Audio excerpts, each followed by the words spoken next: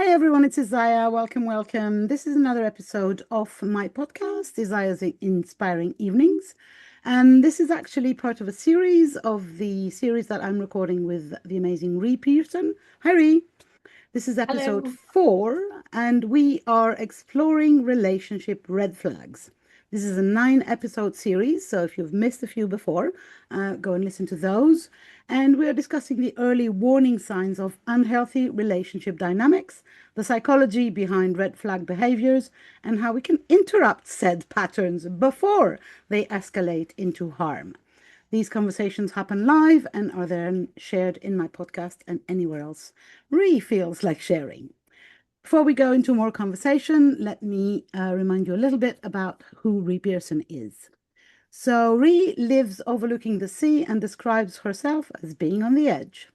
A police officer for 27 years with focus on policy and how the police deal with partner abuse, Ree specializes in domestic abuse, stalking, and safeguarding.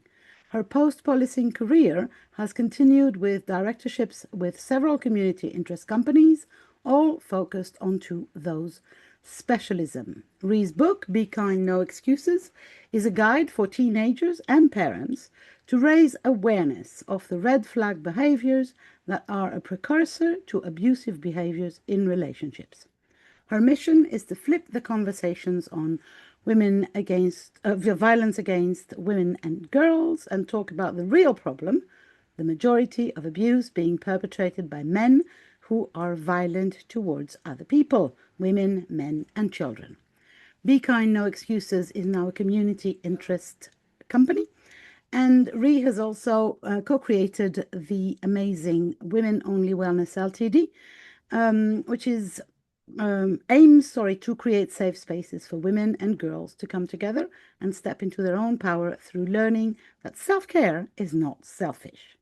As I was saying, this is episode 4, and we are discussing early dating and red flags because what I'm starting to understand with having these conversations with Yuri is that um, entering a relationship with somebody who has malicious intent, is that how we called it? Malicious intent. Brilliant phrase. The situation is visible very early on, but we've never been taught. Yeah. So, can you tell me a little bit more? How Yes. I early mean, are we talking? well, in the book is 5 true stories that were given to me by brave women who survived their abuser. And I asked them to write their story from the moment that they met their abuser to be. So, not from when the abuse started, but from the very beginning. And the reason I did that was because when I was a police officer, I would frequently be in a situation where somebody had rang 999, the police had gone, and I would end up taking a statement from the victim. And as I became more experienced, I realized that an incident of violence, because obviously domestic abuse is much more than physical violence, but you don't really call the cops until it gets to Mm-hmm. the point where you think you're going to die. I realized that there was a pattern behind this, and the victim would often know, and it was in my experience in the police, it was always a woman. I only had one male victim, but the perpetrator was a man. So I'd be sitting with this woman, and she would know that what had happened in that moment, there had been a lead up to it. Mm-hmm. It didn't just go like that. She would know, and because the best person to know their perpetrator is the victim of the perpetrator, they know that person. So you Yeah, it's get not this. like one fine morning this guy No, suddenly suddenly gets annoyed you in the and face. kicks you in the face. This Yes. is not So how this this is happens. not this no. So there's there's a pattern behind, and there's an escalation. And there's an escalation in abuse and in relationships anyway. But in an incident, I'm talking like a snapshot of somebody's life where I turn up as a police officer, I'm going to take a statement off you, I'm going to go and somebody's going to interview that perpetrator. And I would say, right, tell me what happened yesterday. Mm. Mm-hmm. And then there would be, this increase in tension, this pattern, this escalation, and then this would happen. Now, a lot of women would do something that would either de-escalate or avoid. So they would say, right, I'm going to make sure that the kids are safe. So the kids are going to be staying with Granny tonight. Because I know when he comes in, he's going to kick off. I'm going to have to phone the police. And the best way to protect my children is to get them to have a sleepover with Granny or whoever. So there would be a lot of that going on. And it's the same when you first meet somebody. Because you don't know, it starts off down here. It starts off very slow, under the radar, gently pushing each boundary. So when you look at the stories that I have from the ladies, I mean, looking just at story number 1, I think there's a red flag from him within like 30 minutes of them meeting. Wow. Yeah. And I know a lady called You know what Karen it makes who me think? has. Sorry, I'm going to interrupt because I think it's going to Sure. be a nice visual for people. It makes me think about this story about the frog.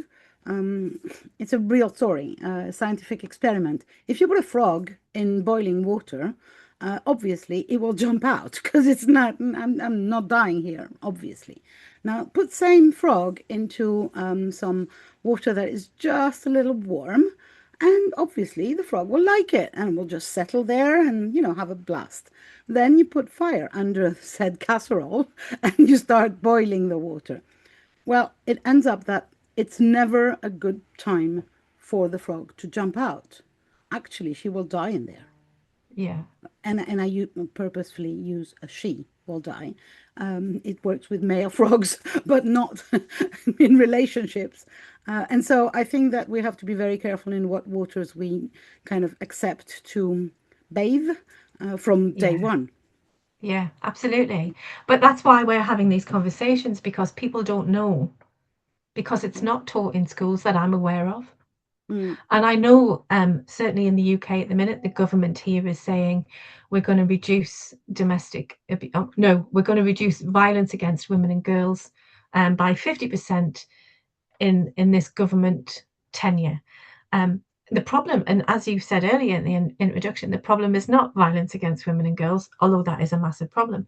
The problem is male violence, because male mm, violence is perpetrated against women, girls, men, and boys. And so, going back to when you first start, mm-hmm, you don't see the red flags if you don't know the red flags. mm-hmm, But the red flags are there because, as we've discussed earlier, you don't get into a relationship that becomes abusive. You get into a relationship with somebody who's going to abuse you. And the purpose of this exercise is mm, to raise awareness around the red flags at the beginning of relationships, because the red flags are there. And there is mm-hmm, a pattern, there is a system, there's a way. If you sit in a refuge with women, sitting in a women's circle of women who've survived and escaped from an abusive person, you have these conversations and they start telling their stories. And within about 10 minutes, they're saying to each other, oh my God, mine used to do that. He used to mm. do that. Oh, you Oh my too. God, he used to do that. And Mm, it's like they're almost being married to the same person, mm-hmm, because the person, the abuse is a pattern, mm-hmm. and the pattern occurs. It's like you have a stamp. It's almost like you get that person's life and just go, that stamp, there you go. And it's the same stamp on that person. It's the same Yeah. stamp. That is a And the pattern, and stamp it's is just very, there to very, affect. very, very early on. It's not Oh, like, it's there from the beginning. It's mm, there from the beginning, mm, because what they do is they will, test your boundaries. Say to somebody that, and I'll give you the example of lady number 1 in the book. She said, look, of the 5 stories in the book, lady number 1 is the only adult. The other 4 were teenagers. mm, So she's a successful businesswoman, and she's, busy, as you do mm, when you're in business. And she said to him, yes, I'd love to go on a date. So, but wait until Wednesday. I think she said, wait, and it was a Sunday or a Saturday. Wait until Wednesday. And he rang her 15 minutes later. Now, on the face of it, that's a tiny thing. mm, And at the time, she was like, oh, he must really like me. And she was really flattered. mm, But it was a mm. boundary crossed. Yeah.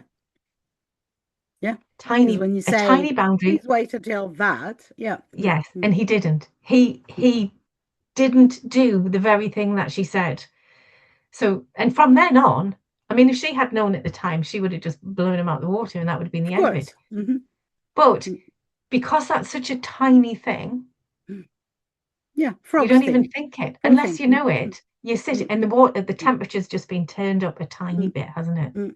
Yeah. And then the next thing will be he comes around the house Well, without. then you get from that, me, who I'm lucky enough to not be in an abusive relationship right now, or in a relationship with an abuser right now, you get in the habit of having your boundaries crossed, right? It then Because becomes you stop thinking about it because it becomes the normal. And you constantly, and as a woman, you're constantly making yourself smaller because they're making themselves bigger. Yeah.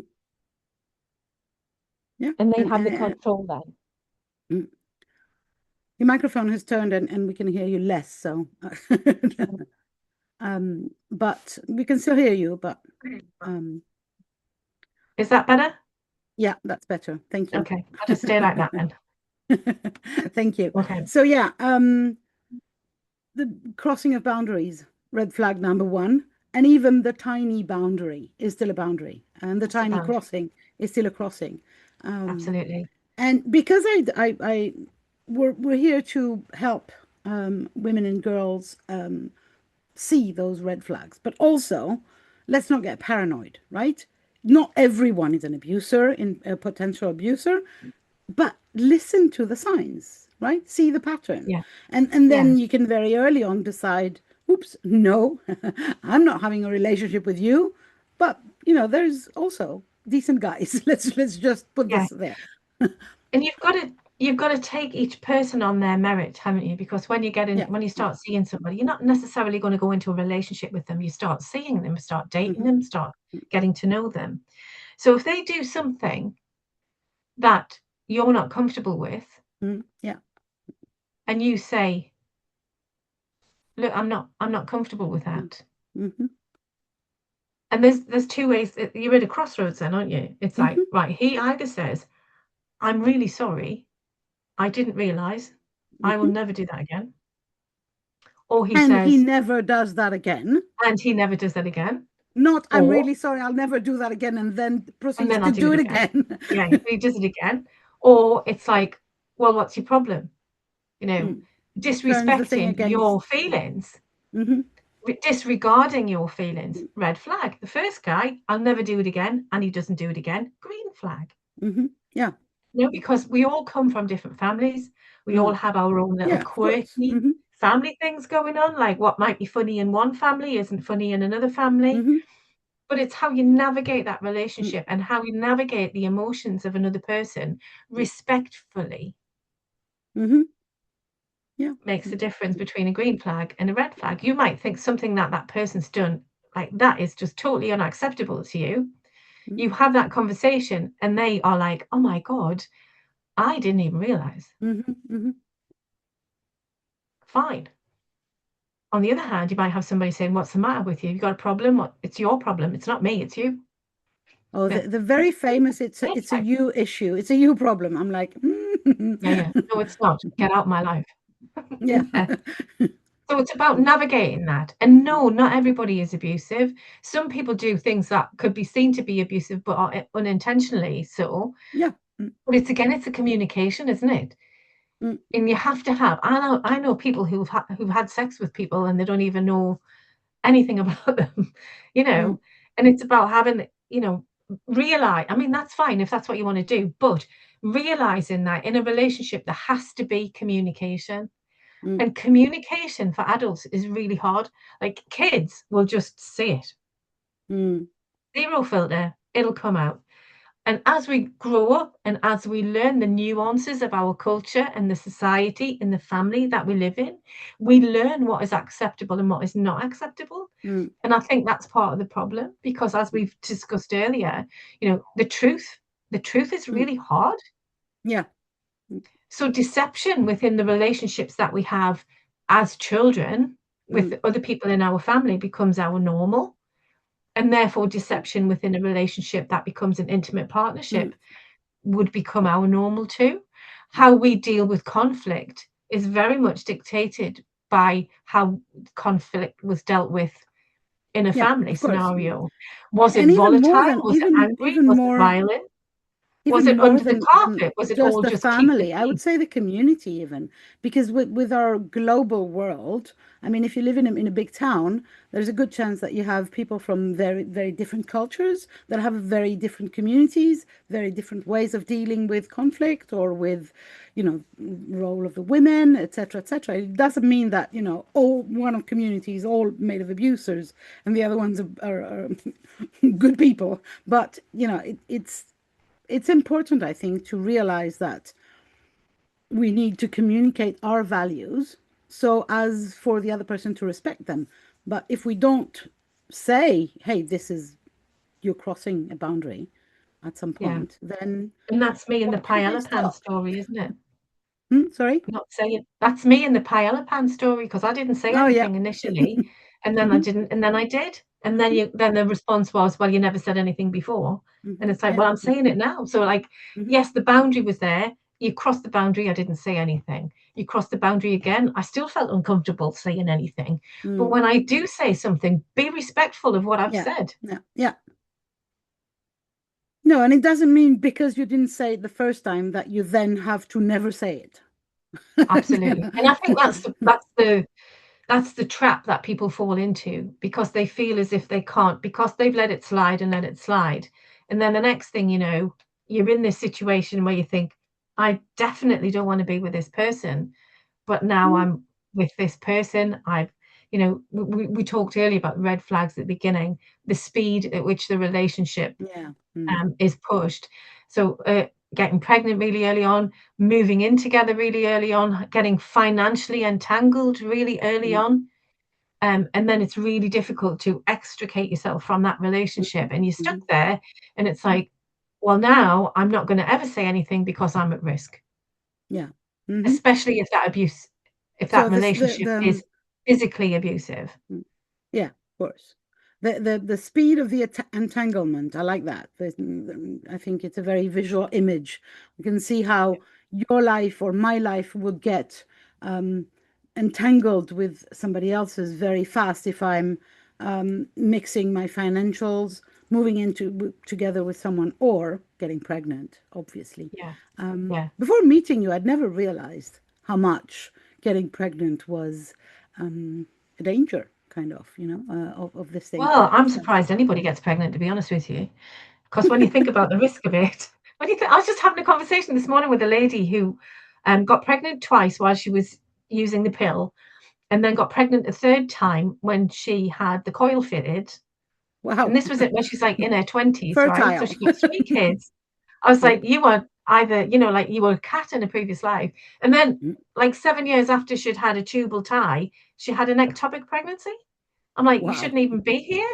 Yeah. It's just so Mm, dangerous mhm. to have a child. Like, if you don't think about it too much, otherwise, as a species, we will cease to exist. But it is really Mm, dangerous, yeah. especially if you're young. I mean, I work Mm, with a group in a charity that work with young mothers, mm, and I'm talking about 18-year-old women who are really, mm, in my head, they're still girls, 18-year-old technically adults, but they've got children who are at school. yeah.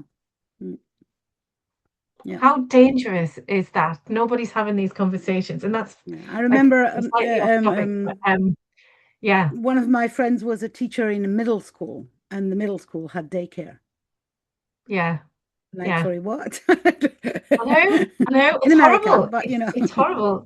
But And no, at the but that same would be time, here. she was not, she, American, sorry, I'm going to be a little tangent here, but she was not allowed to teach them about, to show them movies where people were kissing because it was too sexual. But they But had they had daycare. daycare. And I'm like, are we really, what are we teaching, our girls, really? Yeah, yeah. Uh, We're not teaching our girls anything. That's a problem. mm, We're not teaching our girls boundaries. We're talking about boundaries and like reacting to and understanding red flag behaviors. If we don't teach it, I didn't know it.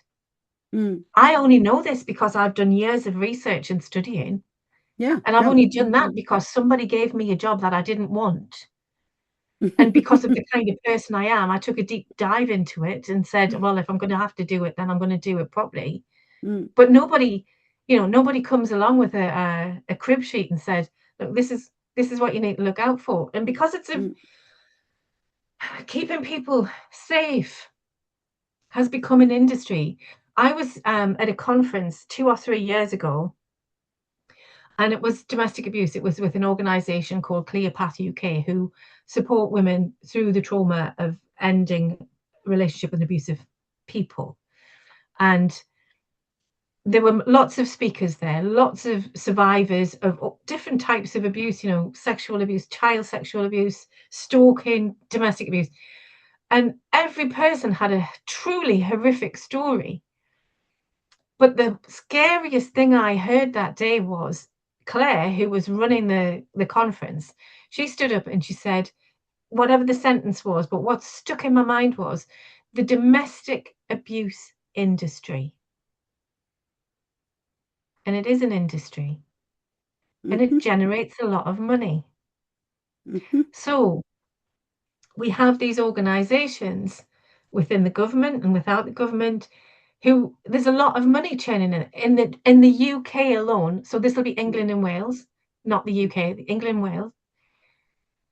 £77 billion a year.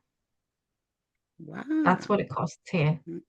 Now, that doesn't include loss of earnings, because I was speaking to a guy who is the director of a huge pharmaceutical company. And I said to him, I want, how in a company they have first aid people. You have to have a ratio. You have to have, say you've got 10 staff, you have to have a first aider. I think you should have a domestic abuse first aider. Oh, that could be because cool. you are far more likely to have somebody who's a victim of domestic abuse than you are to have somebody who jams their finger in the filing cabinet. Yeah. And needs Or a plaster. has Or a heart falls down the attack stairs or whatever. And I said to him, how much is domestic abuse costing you? And he went, and I said, no, you don't know because you don't count it. Yeah. But if you had to count it, it will be costing you billions. Yeah, of course. So it's 77 billion in England and Wales. Wow. And we don't even count it properly. We don't count loss of earnings. If you look at research, domestic abuse victims do not achieve their potential at any level. How could financially, homelessness, family, they don't they leave education early. We could have a woman sitting in a house that she doesn't own with children, with a person who's terrorizing them all, and in her brain could be the cure for, I don't know, all kinds of things. But we're never going to know that because she's never going to get to university. She's never going to get into medicine, and she's never going to do the research to prove that she and knows to an what she extent, knows. she's never going to be an asset for society. Let's put it this way. Yeah. Not only for herself, obviously, or for her kids, but even Yeah. for society. We're wasting those women. It's an industry, and it's an industry that keeps people in such a state of suppression. It's eye-watering for me. Yeah, it is. Okay, this was not our topic. So see the red flags. But you've got to understand, though, Isaiah, that teaching young women and girls what to look for and having boundaries is essential, but we need to teach them what boundaries are. Yeah. Because I'm watching, my husband loves, you were talking about this in the other episode about your husband loving science fiction. Right, so I'm watching with my husband, who also loves science fiction. All right, darling, we'll watch it together. You know that. It's called For All Mankind, and it's about the space travel, getting to the moon. The beginning is set in the 60s. And for me, all I got from it was, can you imagine I don't know if I can remember the moon landing. No, I can't, but I was a very tiny girl, and everybody was crammed around our very tiny black and white television because not everybody had a television in the street. Yeah, no. And we were watching, and I was, 4 years? Not even 4 years. I was 3 years old, coming up 4 years old. It was July 1969. And I was watching this program, and I was thinking, How amazing would it have been had the Americans and the Russians collaborated? Mm. We would be in another solar system by now, wouldn't we? Of course. But the patriarchy, it's divide and conquer, isn't it? So if we had a matriarchal society and we all collaborated, we would be on Mars. Nice idea. Undoubtedly, we would be on Mars. Yeah. Yeah. And further. Well, Mars is a masculine planet. We'd be on Venus. Too hot on Venus for humans. I know. I know. I'm just joking. Okay, so let's go back to kind of reminding or teaching about those red flags. So we talked about boundaries and then some, because as you said, what is a boundary, etc., etc. Then we talked about speed. You also very regularly repeat leave after the first lie. And I want to talk about this one because the first lie can be literally 2 minutes after you met someone. Yeah. And even if you do realize that this first lie, you only realize it 3 weeks after, the instant you realize it's about leaving, isn't it? I think so. But then I'm a mature adult woman who has been through the mill several times. But if you are a 15-year-old and you've met this person, 3 weeks when you're 15 can be a long relationship, can't it? I think my first boyfriend was probably about 3 minutes, to be honest. But I would say if somebody is going to tell you a lie about, especially if it's something that's like not important, like there's no need for the lie, that's really scary. Because if somebody's going to lie about something that's either unimportant or obvious, because you're obviously going to find out down the line, why did they do that? And what else will they lie about? Yeah. And I say, certainly to adults, leave after the first lie, because it's probably not the first lie. It's just the first lie that you realize is a lie. The first you uncover it. Yeah. So, and again, it's going back to Can this we also respect. go? I don't know. I'm just putting things out there. If I'm completely wrong, please tell me to shut up. But could we turn this upside down and also say, do not start lying yourself? As in, if you know, because then you start playing this game of not being who you are either. Exactly. And B, if you are not who you want to be, and you have to create this kind of persona to make you feel better, to make you feel more interesting, to make you sound more interesting, more attractive, become that person. Read some books, go on some courses, become the person that you're pretending to be, because there's only one you, like you are you. And you have to if you don't love yourself first, how can you love others? The Women Only Wellness Gathering is about the self-care, and because we know that women tend to go, what's your priority? Your kids, your partner, your elderly relatives, your job, the dog, the cat, the goldfish, then yourself. So you'd like really put yourself down the pecking order.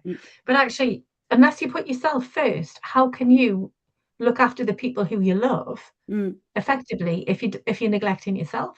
And that's not just about physical self-care. No, It's about emotional self-care and your education, your intellectual self-care. Yeah, and if we go back to a possible or a potential abuser in that early stage, why would I have to make myself more lovable if he doesn't love me like that? Well, then, Well, if he doesn't love you like that, then he doesn't love you like that, and like that's not your person. Yeah, and that that's the only way I can be loved, basically. It's very easy to say it, isn't it? Of course. But it's sometimes more difficult to when you're feeling it. When you're feeling it. And I think that is why it's really important to be surrounded by a very solid support network. Yeah. And one of the reasons, again, for the Women Only Wellness Gathering is having that feminine connection. Yeah. And having those women there as your safety net. And also learning how to be part of a safety net. Yeah. And just, for me, comparing, although I'm very seldom in favor of comparison, but they're comparing, with other women and seeing what their experiences is versus mine and what I consider normal or acceptable from a partner. Yeah, Does yeah. my neighbor, does this other woman, my sister, and she just turns and says, sorry, what? He what? Yeah, He yeah. ignored you after your first date? Sorry, what? Yeah, yeah. Yeah, yeah. That's not comparing yourself to others. That's comparing your situation Yeah, with other yeah, situations. yeah. So comparison, we don't do comparison in terms of ourselves, No, but we do the have those conversations about, like I said with the ladies in the refuge, they all are married, and it seems, to the same abusive person, because that pattern is there. But also having those connections and having those honest conversations is vital for safety. hmm Yeah, of Like, course. he did what? He did what? You Mm-hmm. think, oh, well, this is normal for me. Well, actually, somebody Mm-hmm. else is horrified by that. Yeah. Yeah, I've been in this conversation where you are either where I felt either as the horrified person or the other person was horrified, and both were so useful, you Yeah, know, for yeah, yeah. me, hopefully for the other Yeah, I woman mean, as we well. used to, like, if you go back hundreds of years, women used to meet around the well and do the laundry, Yeah. and we would have those conversations. Now the patriarchy is about divide and conquer, so now we've all got washing machines and we don't see each other from weeks Mm-hmm. and weeks and weeks. Mm-hmm. But it's about building those communities and building those women's circles and bringing women back together into that collective to have those conversations, because we were sold oh, you can have your washing machine, you don't have to Mm-hmm. go to the shop every day. Well, who are you going to talk to if you don't go to the shop every day? Who are you going to meet and who are you going to have a coffee with? And women can literally go for weeks and months without having a conversation with another woman. And that's part of the isolation, isn't it? Mm-hmm. So even if you've got a fridge, girls, go to shops. Meet people. Absolutely. Meet people for coffee. I know you don't have to buy fresh food every day, but make sure that you're having those connections with people. I always have coffees with my friends and meet my friends. It's like that. We were talking earlier about a meeting that we would never cancel. I would never cancel on you, Asaya. Mm, I would never cancel on Tracy. I would never cancel on mm. other people. It's our Chris Hemsworth meetings where you only cancel a meeting with Chris Hemsworth. So always have your Chris Hemsworth meetings and make Mm, sure you get there, come hell or high water. mm. Yeah. So, we're going towards the end of this episode. Are there any other early signs that you wanted to mention? Things like, because I know that you usually mention them, or we can talk about it in some other episode, but you mentioned things like pushing you to say yes, even though you already said no, like you said, crossing the boundary or ignoring you in public. Yeah. Yeah. I think one of the things that we need to cover is something that we teach our children is, if at first you don't succeed, try, try, try again. Now that's all right for the King of Scotland in the 14th century. I do go back a lot to like medieval shit, don't I? It's history, you learn from history, don't you? If at first you don't succeed, try, try, try again. Now, if you want to pass your school exams or your bar exams or your driving test or Learn to whatever, walk. Learn to walk. fine. Learn to Yeah, write. yes. But keep going for that. But if But somebody this says to is you, this is me improving myself, right? On my own. Learning to yeah, walk or, but if yeah, somebody else, as you were saying, if they say no, thank you, if you're asking them on a date and they say no, thank you, if you're asking them for sex and they say no, thank you, or just no, stop. mm, Just stop, because no mm. is a full sentence and it is inappropriate to keep going at somebody. And that actually is stalker behavior. Yeah, can I So just if you want to be replace inappropriate by disrespectful? Or even disrespectful dangerous, or even and annoying, or even often dangerous, abusive? yeah. So don't keep going. If somebody says no for that, just take it and go and study and pass an exam and something else. Just because, you know, Yeah. it's not And appropriate. if you have said no and they insist, get the hell out of there. Get the hell out of there. Huge red Definitely. flag. You know, a lot with young women is like, well, your friend, you know, all your friends are having sex and all your Mm. friends are doing it. And then there's the other one is, well, if you don't give it to me, I'll always go to that other person and she'll give it to me. Mm. Well, actually, crack on, mate. I was going to say, be my guest. Yeah, get Bye. yourself away. Bye-bye. Yeah. And I remember a little analogy. I remember my mother-in-law saying something about the growth of babies, what, at what speed they grow or whatever. And she used to say, well, the correct length of the legs is when the feet touch the ground, Yeah. which means, every child will at some point get up and walk, Yeah. Yeah. right? The speed with it happens is irrelevant. Same for you if you're 14, 13, whatever. Everybody will end up having sex. Don't worry. Yeah. It's gonna Yeah. Yeah. happen. You don't You're have not to, in a there's no hurry. comparison. You don't have to do it because your mates are doing it. If you don't want to do it, just don't do it. You don't have to make excuses. You just go, no, Mm, no. That's your mm, boundary. mm. Yeah. And no is a complete sentence. Let me just, repeat that. I'm really amazed at how many excuses we come up to justify our no's over the years. Yeah. Now I can say that I really go no, Yeah.